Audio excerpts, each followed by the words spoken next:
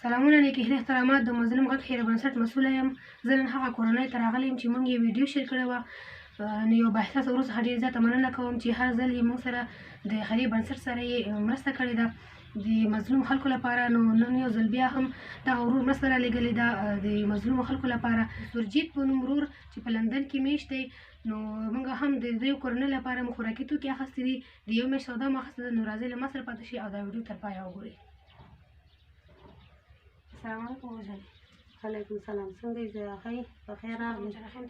کور کې مو خیریت دی؟ شکر دی. تا خیر غواړم.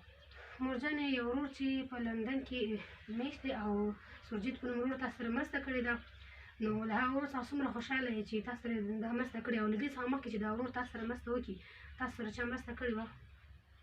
خدای دې تاسو سره ښه وکړي. دا ته چې راشي راته راوړي نور به څوک را سره مرسته وکړي، او دې ورور سره هم د خدای مرسته وکړي چې دا موږ سره مرسته کوي، غریبانانو سره، خوار غریب سره، ولګو غریبو سره مرسته کوي. خدای دې نور هم وله ورکړي، خدای دې مال کې هم برکت واچوي، بچي هم خدای روغه جوړ کړي، خدای دې خپل ځواني کې هم برکت واچوي چې موږ سره مرسته کوي.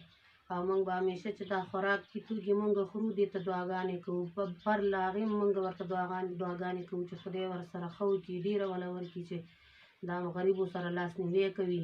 خدای دې امن کې وساتي، بچو سره صدقه دې شي، مال کې خدای برکت واچوي.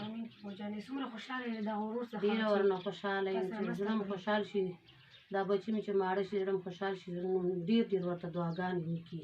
بس مورجانې تل تاسې دعاګانې کوئ دغه ورونو لپاره، حتما به هغه ورونه چې تاسو ویډیو ګورئ حتما تاسې لاس نیوی کوي. امین. خدای دې ورسره ښه وکړي، موږ یې بیا موږ سره مرسته وکړي او موږ هیر نه کړي، موږ له یاده ونه باسي. او تا ته هم دعاګانې کوو، تا ته هم خدای حیا پرده وساتي، خدای دې مور پلار دې جنتي کړي، تا هم خدای جنتي کړي. امین کړي. ګرانو هېوادوالو، تاسو د دې مورکۍ غږ واورېده چې له هغه ورور څخه څومره خوشحاله ده چې د دغه کورنۍ سره یې مرسته کړې ده. او یو نړۍ مننه کوم له دغه بااحساسه ورور څخه چې د دغه کورنۍ لاسنیوی کړې ده. تل یې زموږ خیري بنسټ سره یې د خپل وس مطابق یې مرسته کړې ده. نو تل دې الله تعالی خوشحاله لري، الله تعالی دې کامیابه لري، خدای دې ورته په مال او کار کې برکت واچوي، خدای دې ورته عمر هم زیات کړي.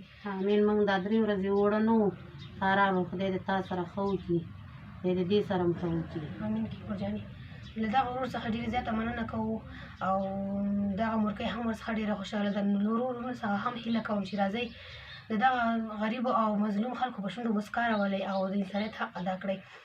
نو که څوک غواړي چې خپلې مرستې هم په شفاف ډول تر اړمنو کورنیو ورسول شي، خپلې مرستې هم مظلوم غږ خیر بنسټ ته وسپارئ.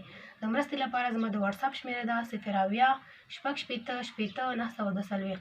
نور مو وخت نه نیسم. الله مو مل، خدای په امان. هر چیرې چې اوسئ خوشحاله او کامیابه اوسئ.